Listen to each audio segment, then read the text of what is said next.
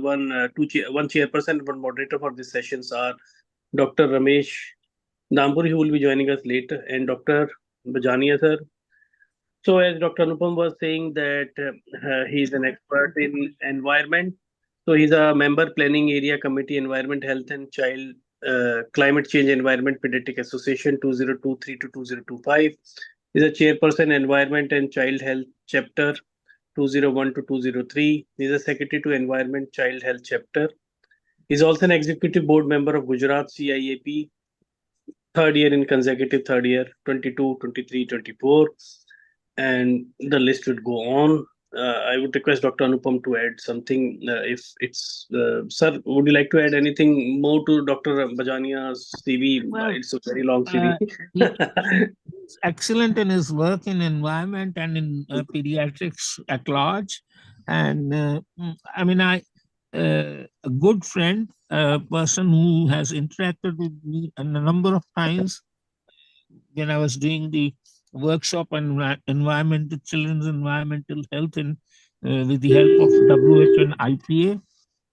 So welcome, Dr. Ramesh Pajania. Dr. Mukesh, can I request you to upgrade Jalil Ahmed and Yeah, maybe we are Sehgal? on it. Good We are on evening, it. all. Good evening, all. I have already joined. Thanks for the Okay. opportunity. Thank you, sir. And Dr. Mridu Jalil, Jain welcome. Sehgal. Dr. Thank you, Jalil, sir. welcome, Thank you, sir. welcome, welcome, welcome. एक मृदु जैन सहगल को भी कर दीजिए आपके लिए। मृदु अभी करता हूँ सर, मृदु, right. Thank you, Dr. Jalil, for joining. Eid Mubarak. Thank you, sir. Love to see you in this platform, and Thank it is a very important. I have already said in local neonatology groups, sir, Madurai and Coimbatore. Dr. Lovely, Lalan, sir. thank you for joining. Lalan, Sir, sir. happy. First of all, happy, sir. Happy. Jalil sir, happy. Thank you. Namaste. Welcome, Namaste. welcome, namaste, namaste. अरे हमारे Lalan sir आ गए, अब quorum पूरा हो गया। Welcome, sir. So I think we can start with the session, sir. Another Dr. Ramesh Dampuri would join around 8:20 because he is busy with some cesarean. Should we start, sir? Yes, I'll just say a few words. Dr. Sir. Somsekhar Nibalkar is an authority on neonatology and a person with a very scientific temperament, has published many papers and is known for his research abilities and capabilities. So welcome, Dr. Somsekhar, for this, and I hope people will take benefit of his great knowledge and his acumen in neonatology. Sir, you can start now. Sorry? So you can start, sir. Okay. Thank you very much, sir, for the kind introduction. It's been a privilege to be working in neonatology for a long period of time, and I'm thankful to ICH Delhi and Dr. Anupam Sastry, especially for considering me for this particular topic. So I will share in a minute, and I will be able to kind of start this program. Just give me a minute. So before I go ahead with sharing my PowerPoint, I just want to share a few things. While we'll be discussing hepatitis B, hepatitis C. Right, sir. Just I'll add one comment, sir. When Dr. Ramesh Dampuri joins, we'll just take a minute to introduce him. Please carry on, sir. No issues. Sure. So while we are going to be discussing HIV and HBsAg and HCV, it's very important to understand that HIV has moved significantly from the late 70s, late 80s when it came onto the scene, and was initially seen more as a adult disease, and then things changed, and it started entering developing countries, or like countries like India, and there was a lot of scare as to how what will happen, and there was a kind of a doom scenario was prevalent in the late 80s and early 90s. But as antiretroviral drugs became available, things definitely improved both for adults with HIV, and as we shall see in the presentation, for newborns who are born to HIV positive mothers.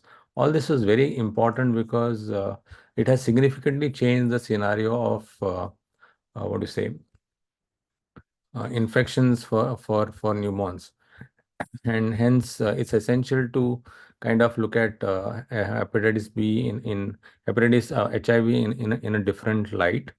At the same time, we should be looking at the older infections which have been there for many years, which is hepatitis B and hepatitis C. There have been some significant development in both hepatitis B and hepatitis C, more so in hepatitis B. And because of the what do you call kind of vaccinations available, HBIG which is available, and antiviral medications which are available, management of at least hepatitis B patients has significantly improved, as also the transmission been reduced. So that's what I'll cover in the next. I will probably give around 30-40 minutes, maybe no 25-30 minutes for HIV, and what 10-15 minutes for HBV, and again 10 minutes for HCV. So that's how I'll structure my presentation. So hopefully I'll finish by 45 minutes or so, and maybe then we'll have a chance for questions. So mainly we'll be looking at prevalence, investigations, and management of mothers, and what happens to the babies after they are born in all the three infections. So if you look at the world, 1.3 million women and girls become pregnant every year, and without intervention, and this is what was the pre-1994 era, around 45% of babies born to HIV positive mothers would end up with HIV. So almost like 1 in 2 babies would get. But in 1994, the first trial, and there were a lot of ethical issues with the trial because it was conducted in a developing country, and things related to how ethics of conducting trials related to disease in less developed countries and the benefits being used by high developed countries started happening around that point too. And that kind of usage of zidovudine showed that there was a drop in transmission of HIV from mother to child, and that significantly reduced. And as further studies came about, we shall see in the slides that it has dropped drastically. And as of now, it's mainly HIV infections that we see in childhood are mainly coming through mothers, and that also has significantly dropped. So if you look at see this slides, as you can see, Cuba was the first to eliminate mother to child transmission of HIV. And this happened, I think, as early as in 2015, which is almost 10 years back. So in 2014, WHO began the process of kind of validating elimination of mother to child transmission, and it put forth various guidelines how they will validate, etc. So close to Cuba, Anguilla, Antigua, Barbuda, Bermuda, and other smaller countries also kind of eliminated HIV transmission from mother to child. Again, these are small countries. Cuba especially is a socialist country where healthcare is available free of charge to everyone. And so that's something which they were able to do, which was good. Malaysia eliminated in 2018. So it is a relatively more populous country, and it managed to eliminate transmission of HIV and syphilis. And also Maldives, again smaller country, 2019. As you can see here, Sri Lanka also is eliminated, as well as Oman and Dominica. So as you can see, there are various countries, and the list is over here, who have eliminated HIV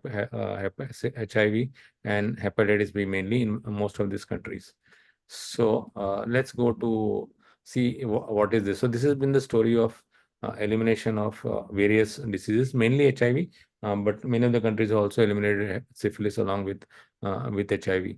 And so somewhere around 2012 to 2014, this process started. Here, as you can see, 2010, 2012, and in 2014. These were the formative years when what needs to be done, etc., was put forward, and Cuba followed it up, and so on, so many countries, as we saw in the slides previously. So this is referred to as a triple elimination initiative. While today's talk is not a public health talk, there's a significant amount of documentation from WHO if you want to look at the public health aspect of how to go about preventing transmission from mother to child of these three diseases, and it's a very interesting, and there are various factors that are involved. So in India, in 2021, NACO has put out newer guidelines which are very comprehensive and which we are supposed to follow. And so that is what I will be talking about when I talk about HIV.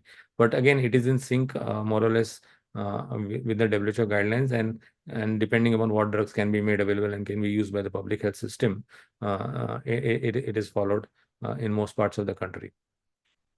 So basically, if you want to eliminate, you have to test for these diseases, and there are interventions which are available to manage mothers who are infected. Not only the mother, but you have to also ensure that the partner is managed as far as infection is concerned, and especially if it is hepatitis B virus, you have to look at older children who might have got infected hepatitis H. So you have to look at the entire family and not only the mother, and ensure that pregnancy and delivery is managed in a safer manner. So many things that might increase the possibility of transmission, you have to kind of avoid. There's something on optimal infant feeding. We'll not talk much about it, but there was a lot of discussion in 2000, early 2000, and maybe most of first 10 years of this decade, where what to use for feeding the baby, etc., was a lot of discussion, and there were a lot of issues, and different people had different points when they discuss this, and that has kind of come to a halt, or that is kind of we have kind of good evidence to say that we should be doing this, and so it's more or less kind of a closed chapter, and many of them would require lifelong treatment. So these are the guidelines which anyone, if they want to find out in detail as to how to go about in detail about the public health guidelines, this is available, and it's a very good resource, the WHO website on publications. So coming to the HIV story, and this is a story from in India.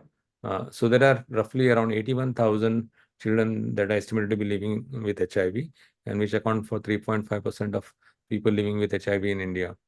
And so there has been a 55% decline of annual new HIV infections between 2010 and 2020. So this is significant. This is, as we saw in the earlier graph, when 2010 discussions in WHO began, I'm sure India would have also been involved, and they looked at decreasing the HIV infection. But we have not been as successful in the percentages, because obviously we are a very large country, very diverse, and state health is a state subject. So you require a lot of cooperation of the state departments to ensure, state governments to ensure that this happens pretty well. But anyway, so it's still good as compared to what it was earlier. The target set is actually 5%, and we are still at around 27.4%. So significant way to go before we reach the target levels that are there. Now, this is something very interesting. We discussed on the first slide. If there is no antiretroviral treatment given and breastfeeding was continued, 1 in 2 kids or 1 in 3 kids would develop HIV. But as we have more and more antiretroviral agents available, the percentage of transmission, the risk of transmission drops significantly, 2% and 1% and 5%. So these are significant drops in the rates of transmission. So we need to have, so this is kind of an edited, so from the national guidelines for HIV care and treatment, this is kind of an edited version. There are more points, but this I put up the important points here. So everyone needs to get tested for HIV with an opt-out option. So if you, unless you say that you don't want to get tested for HIV, you will get tested for HIV. And all mothers would get lifelong ART from clinics which are dedicated to that purpose, and this is and they will get this regardless of the CD4 count as well as clinical stage.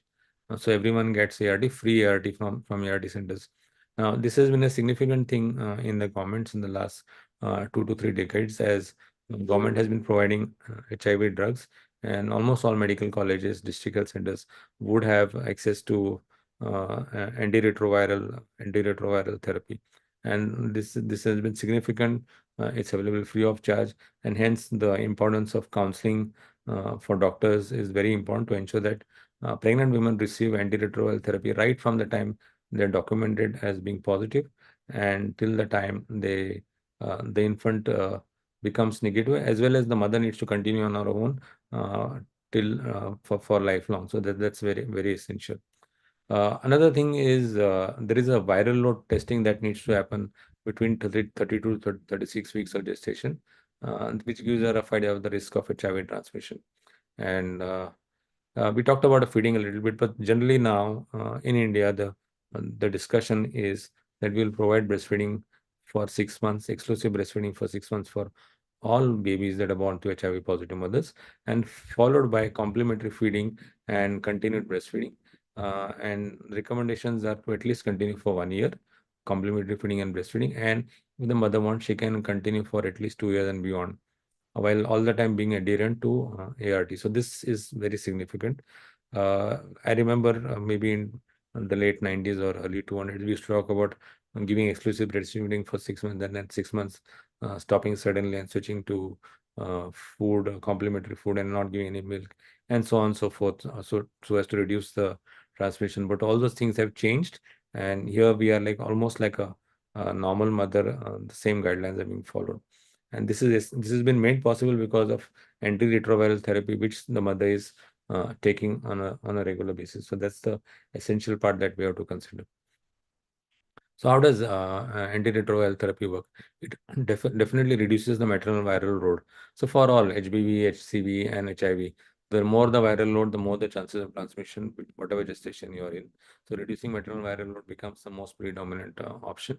Uh, the ARV also transmits and gets to the baby in the fetus, and that also ensures that if virions are transmitted, they're prevented from replicating. So that's another good effort. So that I think these are the things that we need to explain to mothers, so they continue to take the ART and they adhere to it significantly for as long as possible.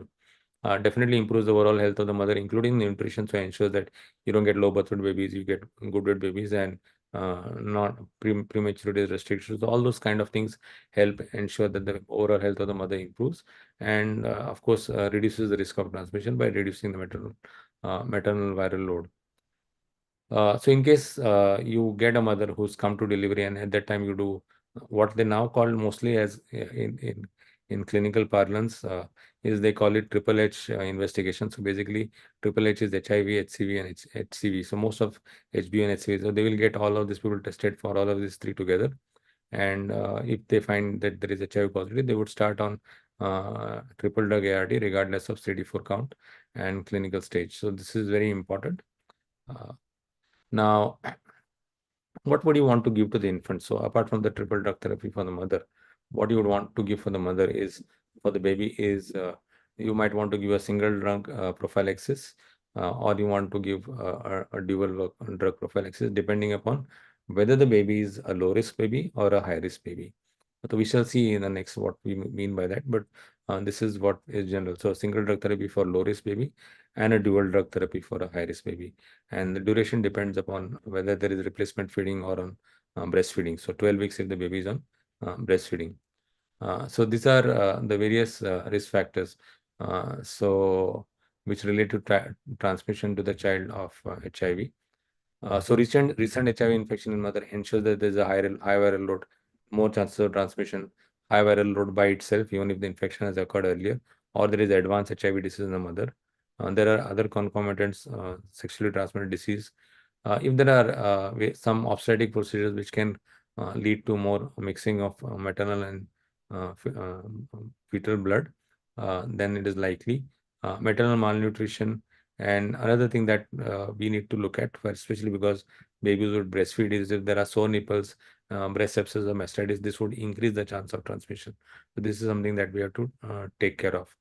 And if the baby is small or low birth weight, premature or low birth weight, and if the oral ulcers or thrush, and if there is mixed feeding. So mixed feeding is when babies who are born, instead of being on exclusive breastfeeding, also receive maybe formula milk or outside cow's milk or animal milk, and so for various reasons. And one of the problems with uh, uh, all this is that it would increase the chances of transmission. One of the worst problems of not feeding the baby breast milk is what we all see in clinical practice. Is not that transmission. So somebody might have a lot of money, might decide not to breastfeed at all, and there is no problem of money as far as getting formula, etc., is concerned. But there is a social stigma that comes. in India, every mother is expected to breastfeed. So it's not like, so even if they are doing mixed feeding, otherwise non-HIV positive mothers, even if they're doing like little formula, little breastfeeding, whatever, almost every mother in India breastfeeds. So if a mother is caught not breastfeeding a baby for whatever reason, and this is kind of immediately apparent when you go for social functions, then there is an issue, and then there might be sick, and people would kind of find out that there might be HIV. So there's a stigmata which might happen. So how mixed feeding increases the risk is, these are based on studies which have been done where they've looked at mixed feeding and exclusive breastfeeding. It is likely that when you give other kinds of milk, it can cause small what do you say, punctures in the GI epithelium, and when baby is breastfeeding, HIV viruses which are there in the milk would get transposed or would get taken into the blood. So that's the question Parmit has asked, and I have answered it right. Okay, so now coming to the next part, just close this windows. Okay. Now there are during labor and delivery, what are the things that we need to do to ensure that HIV transmission is reduced? So minimize vaginal examinations and use aseptic techniques. Again, simple. Avoid prolonged labor. Consider oxytocin to shorten labor. Avoid artificial rupture of membranes. Try to use non-invasive fetal monitoring and avoid invasive procedures. Basically, any of these things which would kind of increase the risk of mixing of mother and fetal blood, and support perineum and avoid routine episiotomy. Interestingly, if you look at actual guidelines, uh, if you look at the actual guidelines, in many, even in normal deliveries, episiotomy is actually not recommended. If you look at the literature, that's an interesting thing that people might want to do and check what are the real indications of episiotomy. While it is commonly routinely done in most places, there is no evidence to suggest that episiotomy actually reduces vaginal tears. So anyway, apart from that aside, again, we should avoid instrumental delivery as was discussed earlier, and you might want to use an outlet forceps delivery instead of a ventouse delivery. So these are general interventions. These are from Indian guidelines. Okay. Again, for a long period of time, there was confusion whether you should do a normal vaginal delivery or a cesarean delivery. For many years in between, people used to do cesarean delivery, saying that it might reduce the risk of transmission. And now there is a WHO protocol guideline, that is a policy brief that is put out recently, which says that everywhere you should do vaginal delivery. Does not matter whether it is a developed country or non-developed country. In India, NACO says that you should do a normal vaginal delivery unless there is an obstetric indication for cesarean section. So there's no point in doing a cesarean section because you want to reduce the risk of transmission of HIV. So that is an outdated concept, and there is no evidence for that. Again, suctioning newborns, so trying to reduce the trauma to the oropharyngeal cavity, because many of these babies would have some amount of maternal blood in the oropharyngeal area.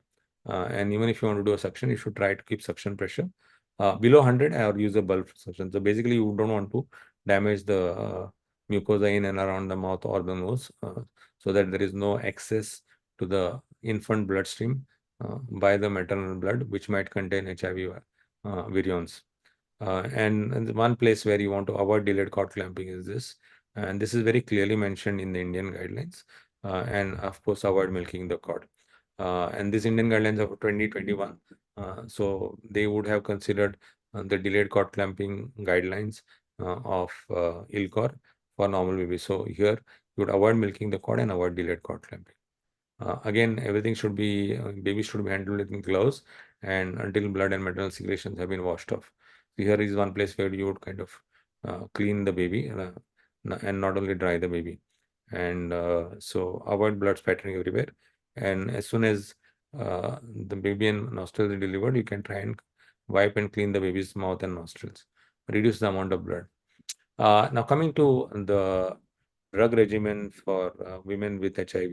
So this is what is clearly mentioned in your Indian guidelines. So this is tenofovir, lamivudine, and dolutegravir. These are the three drugs which are used, and they use the word TLD for that. And so the various drugs, the doses are mentioned. You can see on the screen to be given once daily. And DTG is actually a more recent drug, and there are a lot of benefits of using it. So This is something which the Indian guidelines do recommend. There's a nice flow chart decision tree for pregnant and breastfeeding women with HIV. I will not go into details, but you can look at this very clearly. If it is detected when you do detect the HIV, before, or if the mother came directly in labor, or it was detected later on after the mother was breastfeeding, etc. And as you can see, we have discussed most of this. We would need to perform a viral load at 32 to 36 weeks to find out the risk of transmission. And of course, all of them would go on to ART as per national guidelines. This is the lower part of the algorithm because it did not come in one page. So basically, you would ensure infant prophylaxis in all of them. You can see the bottom part of everywhere. You would ensure that babies receive prophylaxis. And all these mothers should be delivered in the hospital because there you are very likely to get your antiretroviral therapy on time and so on and so forth. So that's very important. So while we are giving antiretroviral therapy to the mother, it is also important to ensure that the baby also gets the antiretroviral therapy. So giving it reduces the HIV viral load in the mother, and if you give infant ARV prophylaxis also, then also it will reduce HIV exposure. As I said earlier in the first few slides, the level of viral load during the last trimester pregnancy is one of the key risk factors for HIV transmission. Okay, and so when babies are born, they should immediately start having ARV prophylaxis at the first encounter with health services. While if you start late, because it can happen at places that maybe it's a Saturday, Sunday, and the ART clinic is closed, Monday is a holiday, and so there are times when people have issues with getting ARV medication. Then even you can give it at any point, but the chances of preventing perinatal transmission start going lower. Okay, so we are discussing about what are low risk infants, what are high risk infants. So here it is very clear when we said about doing viral load of mothers for HIV, when the viral load is less than 1,000 copies per ml, okay, then you would give your low risk prophylaxis. So it's either nevirapine, which we have been using for various years, or zidovudine, which where nevirapine is not be effective, which we have been using again for many years. And if zidovudine is not available, then you can use lopinavir, ritonavir syrup combination, but this has to be used after 14 days of birth.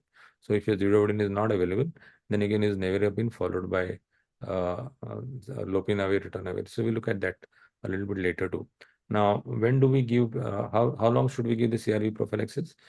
From birth till 6 weeks of age. At which point of time you will do a test to see whether the baby is positive or not. What are high risk infants? These are babies born to HIV positive mothers who are not on antiretroviral therapy. You have not done a viral load, so you don't know. So anyone where you don't know the viral load is a high risk. So consider it is a high risk, or the viral load is high, more than 1,000, and or if the mother is a newly identified HIV positive mother within 6 weeks of delivery. Okay, so newly identified HIV positive mother, viral load is high, you don't know whether viral load, and baby born to HIV positive mother who's not on ART. So here you will start having two drugs. So there is a dual prophylaxis, nevirapine and zidovudine. And if zidovudine syrup is not available, then you have to use, as I said earlier, lopinavir and ritonavir till 6 weeks in case of when you do replacement feeding, or 12 weeks in case you're giving exclusive breastfeeding. Or you can use the 3-drug therapy of AZT, TC, and NVP, and that can be also used in this situation. Here, again, you will give the 6 weeks of age if there is exclusive replacement feeding, and if there is, what do you say, exclusive breastfeeding, then you'll get for 12 weeks of age. So this is for high risk infant. In low risk infants, even it is exclusive breastfeeding, it is only 6 weeks. So that's the difference between low risk and high risk, and it is very essential to know this difference. So these are just doses. I've just put them on the screen for completion. There's no need to remember them. They're easily available. But this is nevirapine. Most of them are once daily combinations. They depend on weight. Very important to know that. Okay. This is zidovudine again as compared to weight, and there are going to be differences. Okay. So and as I said, if earlier if zidovudine is not available, ritonavir can be used. And this is your ritonavir solution, not to be used in the first 14 days. And again, depending upon weight, you would have different amounts of dosing that you would be giving, if it is 2 to 4 weeks or more than 4 weeks. So this is very clear, and this is again available easily. You would want to give HIV exposed infants cord removal at 6 weeks of age. Follow that up for a longer duration of time till you know that the baby is not HIV positive. Follow standard immunization schedule, so no differences in immunization, especially if you're giving at regular times. If the baby comes later, then you might want to consider not giving certain live vaccinations if the baby comes later. So again, we'll look at early infant diagnosis a little bit later, but basically you would be doing nucleic acid PCR tests for them. And again, there should always be a 18-month visit for HIV antibody testing, or later. Or later is when mother is giving exclusive breastfeeding. 3 months after she stops breastfeeding, that is the time when you want to do HIV antibody testing. Okay, so maternal HIV antibodies get transferred. So these are antibodies of the mother which get transferred to the infant during pregnancy. And if you do a ELISA test, you will find it positive. So the point is, you cannot use an ELISA to show that the baby is HIV positive. And this usually lasts around 9 to 12 months, sometimes 18 months. What it means, if you do an ELISA beyond 18 months, and if you find it positive, that means that the baby has infected. Before 18 months, at any point of time, if you do ELISA, which is a rapid test for the antibody, you are not going to that is going to be a false positive. So what is the reliable indicator? So it's the total nucleic acid PCR test that detects HIV, proviral, DNA, and RNA. So this is the main one, usually done at 6 weeks of life. And there are various tests. There are a plethora of these tests, and details can be found on the WHO website too. But NACO recommends your dried blood sample tests for diagnosis of HIV-1 infection. It basically detects viral nucleic acids from both HIV RNA and proviral DNA. Very sensitive, very specific.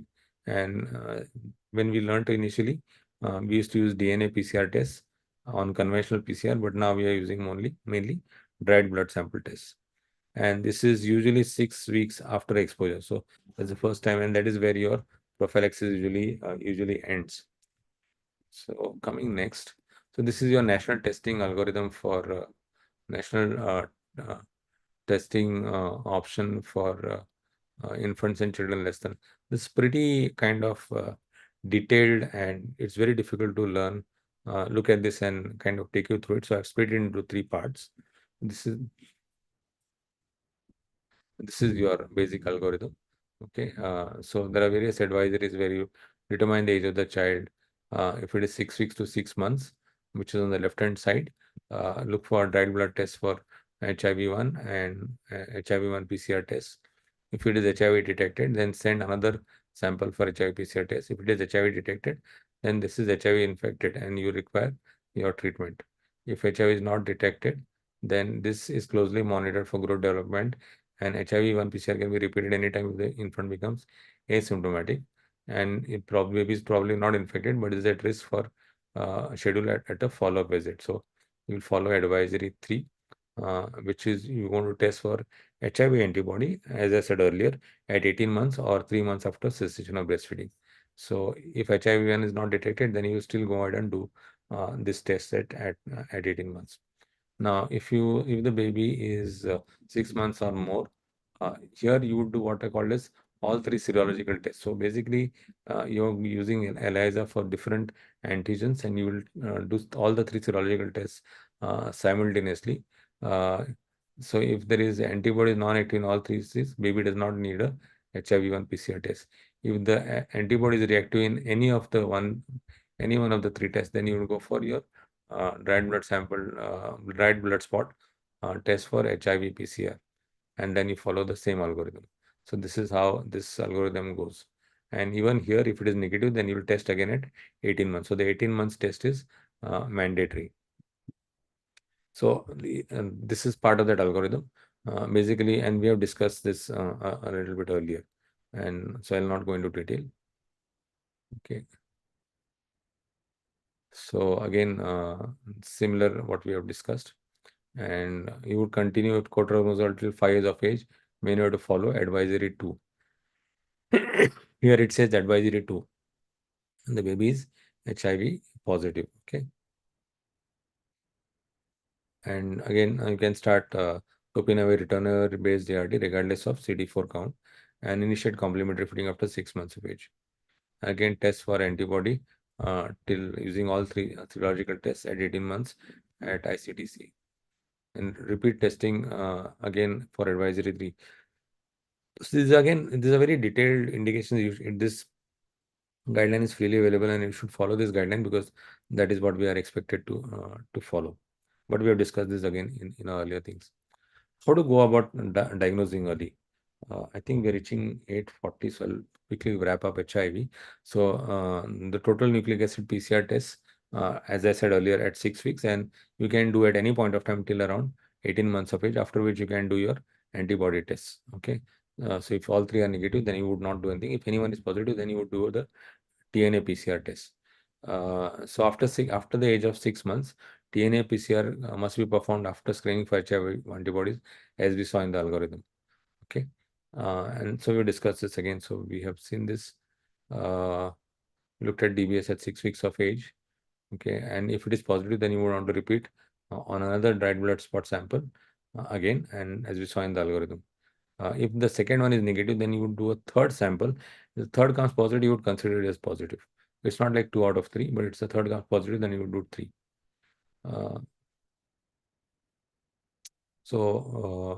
We talked about all three serological tests at 18 months of age.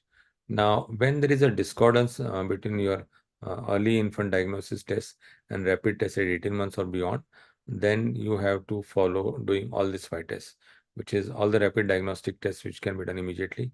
HIV-1 ELISA which is not a rapid test, qualitative HIV TNA PCR, qualitative HIV-1 PCR, and a Western blot test. So you would have to do more tests. So this is explained in detail, but basically it tests if there is a discrepancy between early infant diagnostic results, then you would want to do this particular test.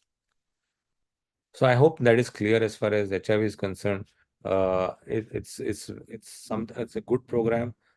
We need to ensure that it is followed up and treatment is given. And there have been good outcomes in many smaller countries, no large country as yet, not even US, but I think I'm sure like we did in polio, we should be able to get to elimination of HIV transmission. Coming to hepatitis B, it's something much more commoner. In WHO divides hepatitis B transmission into 3 zones, and we come in the moderate zone. So somewhere I think in the 1990s, vaccination of everyone was recommended for healthcare providers. A lot of people started saying that children need to get vaccinated. There was a lot of opposition even in IAP to start hepatitis B vaccination, because at that point of time, there were a lot of people who said, "Ki, no, we should not give." Some people said we should give. I remember in 1990s, the cost of hepatitis B vaccine was at that point of time 1,000 rupees. So maybe close to 10,000 now, or maybe something similar. So very, very expensive vaccine at that point of time. And then we had Indian companies making hepatitis B vaccine, and then within a period of 10, 15 years, hepatitis B vaccine became very easy, cheap, and available at 50 rupees only. So really free, and within some time, IB recommended hepatitis B for all babies, and in a few years even government recommended it, and as of now all infants get hepatitis B vaccination. Now, where it differs from your routine vaccination is that if the mother is hepatitis B positive, then you have to ensure that baby gets hepatitis B vaccine within the first 24 hours. So across the world, the transmission of mother to child transmission of hepatitis B is the reason why there is chronic HBV. So this is again one more reason why we have to prevent HPV transmission. And there is a call, as we discussed earlier, for elimination of hepatitis B and C by 2030. So giving the birth dose vaccination and completing the 3-dose vaccination series is the most important intervention in eliminating mother to child transmission. This is very clear. So hence the chase to ensure that babies get the first hepatitis B vaccine within 24 hours. In the US, the guideline is to have it taken below 12 hours. But even there, I think around 70% of the babies do not receive within the first 12 hours. So this is something which we need to follow. So as soon as possible is the most important thing. So the risk of transmission is pretty high, close to 90%, more than hepatitis HIV. As you can see, there it was 35 to 45%. This is close to 90%. Without the use of active and passive immunization. When we say passive immunization, we mean our hepatitis B immunoglobulin that needs to be given when mother is hepatitis B positive. So the newborn gets HBIG as well as hepatitis B. And this is very significantly has significant protection and has reduced your prevalence of transmission to the babies. And the various risk factors are basically if you don't give it in time, and there is hepatitis B E antigen is positive in the mother, or there is a high HBV DNA level in the mother. So these are uh, risk factors for increasing transmission. Your obstetrical procedures that might happen are not frequent, are infrequent causes, and breastfeeding also does not pose a substantial risk. So unlike your HIV, where breastfeeding had some issues and there were a lot of discussions whether what to do or not for as far as hepatitis B and even hepatitis C, there is no indication for differing breastfeeding or there's nothing relation to breastfeeding. So breastfeeding happens as it is for normal babies. Most important factor that we need to consider is vaccination with hepatitis B and HBIG within birth. So Amit Yadav has asked for clotrimazole. It should be started later and not earlier. Now, anonymous attendee has said that can we have the PowerPoint, please? I don't mind sharing, but I don't know how to send it to you. We can ask later on. Okay. So that's that. Now, let's go back to the questions. We are answering questions as they came. So again, cesarean. So we discussed for HIV, for HBV also, there is no issue of doing cesarean, not cesarean. So it does not matter. You will do a cesarean if there's an obstetrical reason and not the reason of hepatitis B infection. Okay. And if hepatitis B infection occurs early, then there might be a 10% perinatal transmission rate. So significant transmission levels are there. And if it is infection happens closer towards delivery, then almost 60% transmission can occur. So transmission is pretty high in hepatitis B as compared to HIV. So again, as we discussed earlier, HBG positive and high levels of HBV DNA. If prophylaxis is not given, as I said, more than 90% can happen, and close to 90% can happen.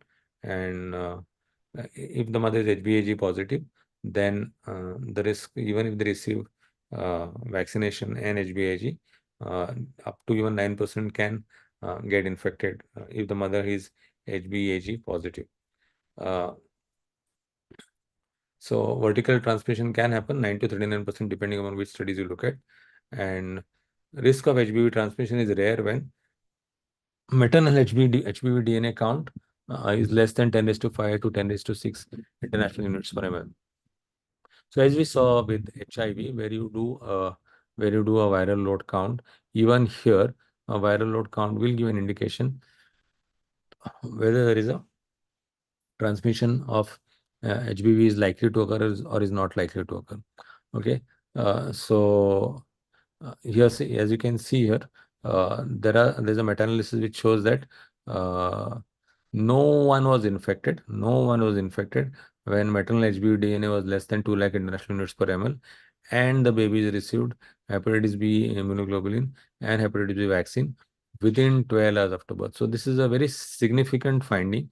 It tells us that it is very important to do viral DNA levels of mothers and maybe start them on treatment to ensure that HBV DNA levels are lower and during the third trimester, and also to ensure that the baby gets HBIG and HBV. So this is a very significant study which tells you that treating HBV during pregnancy and ensuring that vaccination is given both active and passive does ensure zero transmission in this particular case. So it's depending on what we discussed earlier. Okay, so transplacental transmission. So this basically is during pregnancy. Occurs only in a minority infections, mostly during threatened abortion also. When preterm labor or spontaneous abortion occurs, there might be a mixing of maternal fetal blood, which again result in HBV transmission. And there is limited data to say that preterm rupture of membranes as a risk of, and there is conflicting data. And again, cesarean delivery is not indicated. We discussed this earlier a little bit. So transmission of HBV through breastfeeding is unlikely, and we discussed this. And even though you might have HBV DNA in the colostrum, it still does not matter. Okay. In 369 neonates born to mothers with chronic HBV infection, all who received proper HBV immunoprophylaxis, none of the 101 breastfed infants and 9 formula-fed infants were positive for HBsAg. So very, very heartening data. Okay. So maternal screening. So as I said, triple H screening happens to all pregnant mothers. So this should be, whenever we come in contact with the pregnant mother, this would, all this screening should also happen in most parts of India. And if you find that there is HbSAg positive, then you would want to do other tests also. Especially in first pregnancy, you might want to do HBC and anti-HBs also. This is basically more markers for hepatitis B virus. And if somebody is HbSAg positive, then you would want to do HbEAg. So that gives an indication that there is more likely to be transmission. HBV DNA, as we discussed, and aminotransferase levels. Okay, so all of this they would help in whether give you an idea whether transmission is going to happen or not. And those who have high HBV DNA or a positive HBV should be referred to hepatologist, and preferably they should have antiviral medications, which will have a slide on antiviral medications. Okay.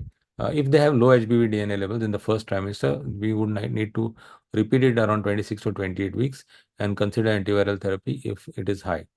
Okay, as we said earlier, HBV status of husband and other children should also be evaluated. And patients without evidence of any prior HBV infection or exposure. So if you have tested somebody and they don't have they have not taken vaccination, you would need to vaccinate them. Many of our current mothers who have been well vaccinated or in states which have good vaccination programs would actually have received hepatitis B vaccination very early. So we don't really need to worry about most of these mothers. HbSAg again is repeated late in pregnancy if there is for HBV infection. This is specifically IV drug users, those who engage in high profile sexual behavior, etc.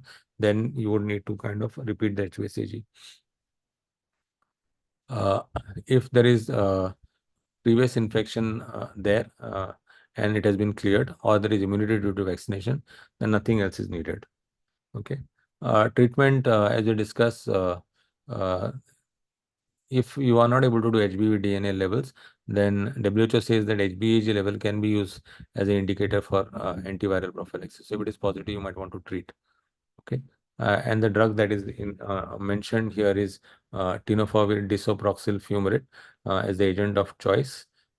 Since the resistance to this 3-drug regimen is this TDF is rare, and many young mothers may have received antiviral treatment, especially if they have used zidovudine.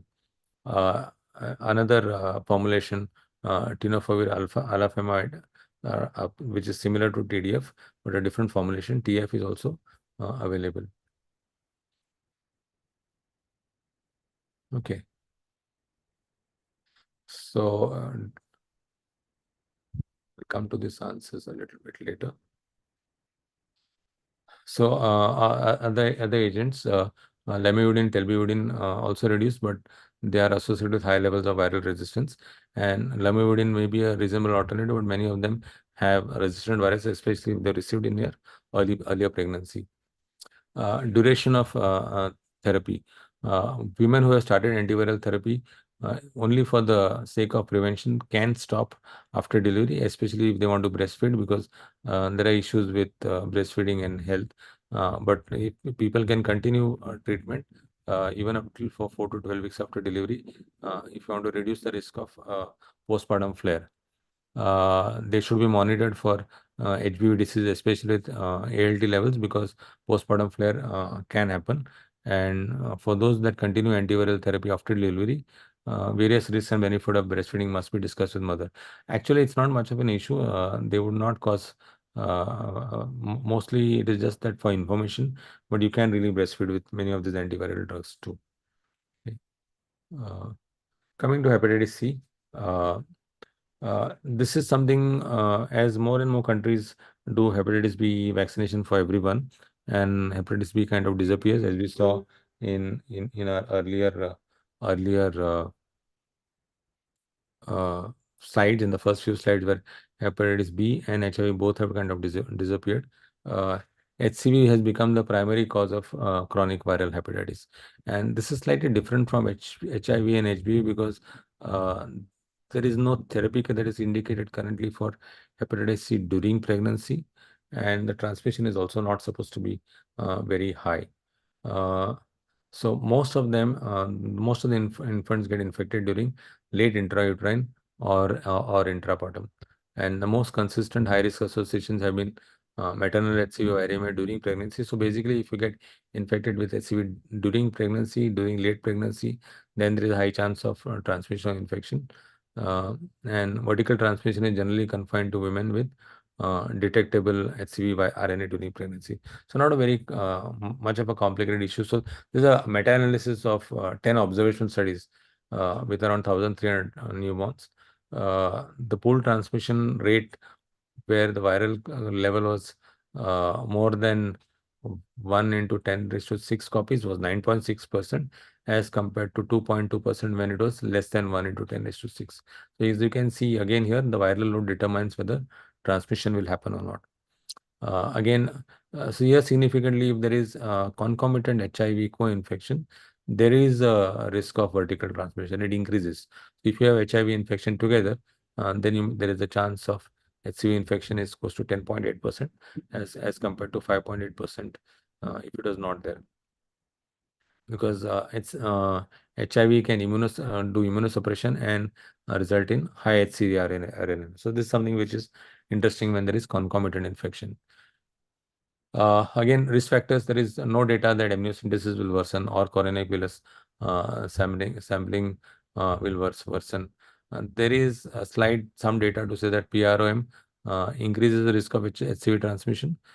So that's something which we need to keep in mind. And also, if you reduce the fetal exposure to maternal blood by avoiding invasive procedures, it might be a good idea. Okay, there are various HCV genotypes, and they don't change how transmission happens. And again, as I said, for HIV and HBsAg, HBV virus, there is no reason for having cesarean delivery. It's the same. And again, there is no evidence to say that breastfeeding kind of affects this particular transmission of HCV. So that also is the same as both HIV and HBV virus. And there is a genotype which is an important predictor of clearance, but it does not show any risk of increased risk of vertical transmission. So as you can see, there is not much data on HCV, and in general, it is harmless, not in the sense, and that I'll come to that why it is harmless in the next slide.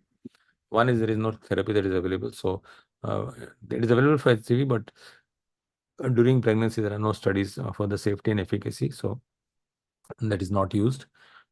Coming to HCV in the infants, mostly they are asymptomatic.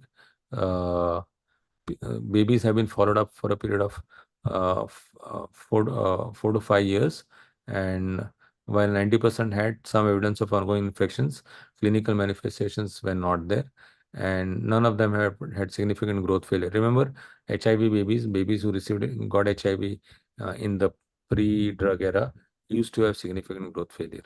While here there is no growth failure at all. There is an increase in ALT concentration, and the serum ALT is usually only mildly elevated or normal at birth. And in many of these babies, the levels remained elevated for 2 years and declined significantly thereafter in most infants. So most of these babies who get HCV from vertical transmission remain asymptomatic for the first year of life. Many of them clear the infection at the median age of 15 months. So almost one in 5 will not have any indication to say that they are infected, while the remaining 4 out of 5 will have continued chronic infection.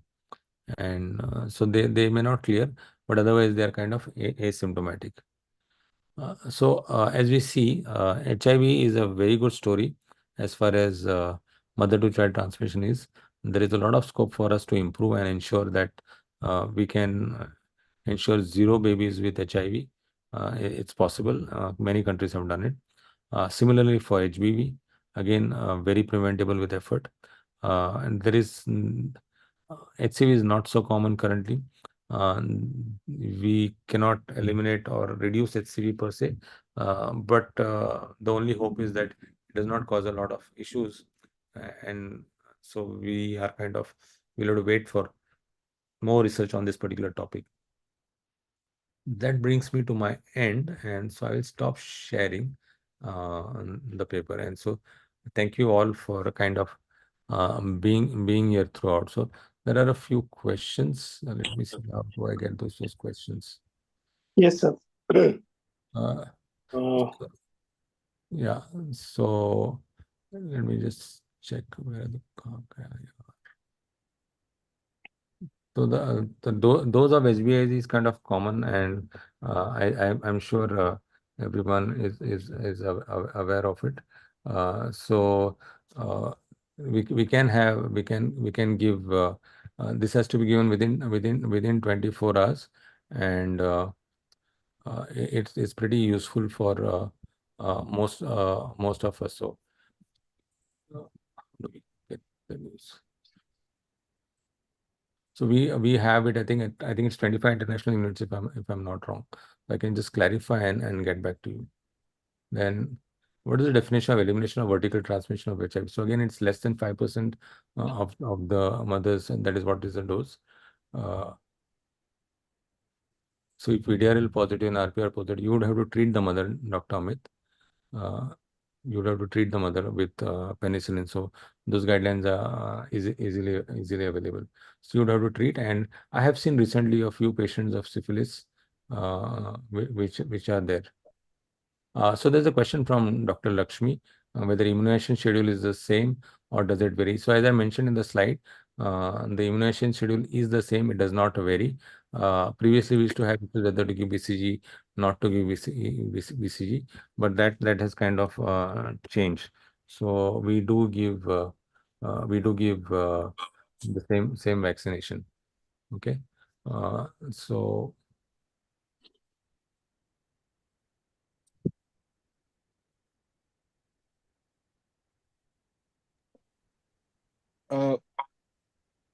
Thank you very much, Dr. Somsekhar, for the excellent review.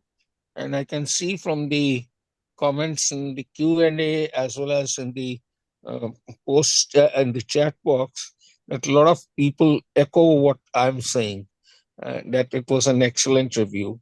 And just to give you a perspective, when I started my practice in 92, 93, the Hep B vaccination wasn't there.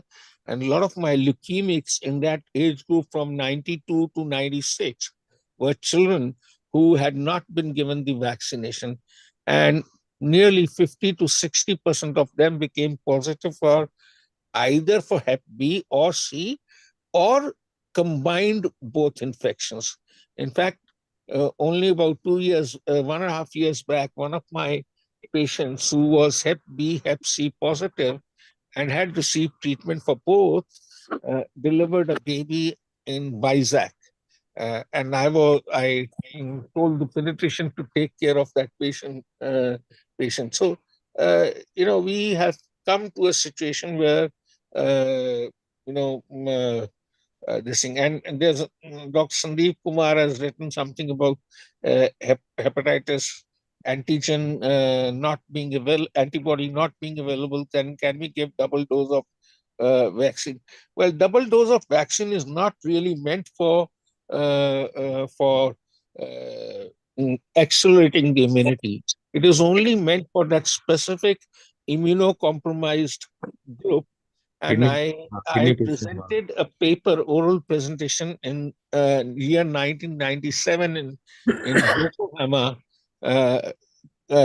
with the double dose of vaccine plus immunoglobulin in patients of leukemia who were on chemotherapy, and then they developed the antibodies. So there are a lot of now subsequently a lot of papers have come on that, but not for this kind of a situation.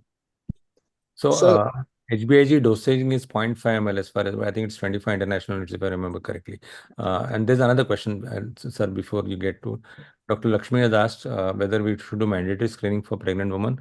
Most hospitals do, as I said earlier, triple H screening, which is HIV, HPV, and HCV screening. So it is important to do it. It is useful. It may just give you an idea what to do. It may not allow you treatment, etc., but it gives you an idea. Sir, please go ahead. Thank you very much. Dr. Dhankar, would you like to? Dr. Jalil has a question. Dr. Jalil. Sorry. Yeah. Sir, you are muted. Sir, you are muted. Sir, that was an excellent review on these three important transmission viral diseases, sir. Last time we had a talk. My thing is, this usually the hepatitis B and the C as a co-infection. So, hello, I'm audible? Yeah. Hello? Yes, sir. Yes. So you usually this is a co-infection, sir. Like for example, this is hepatitis B. We have an antiviral therapy. What is the long-term effect of if there is a hepatitis C positive mother for the baby? Is there any studies for that? For what are you saying, sir? For the hepatitis C, the long-term post-exposure. Yeah. So I looked at that. So I looked at that. So there are most of the babies clear. So as I said earlier, 20% babies do clear, and so there is no issues in those 20%. And these are followed up at 15 months or so. And so maybe there we have for further. I looked at other studies. There are not many long-term studies because again, it's not a very common what do you say infection. But from what I looked at the review, it did show that there was what do you say less of an issue. So we should not be really worrying much about it, and we can just follow up it. And as and when they become symptomatic, or they can get treatment for HCV. So there is treatment available. So I'm just sharing this slide mainly because if people want to message or get the PPT, I can share the PPT. This is my phone number and WhatsApp number.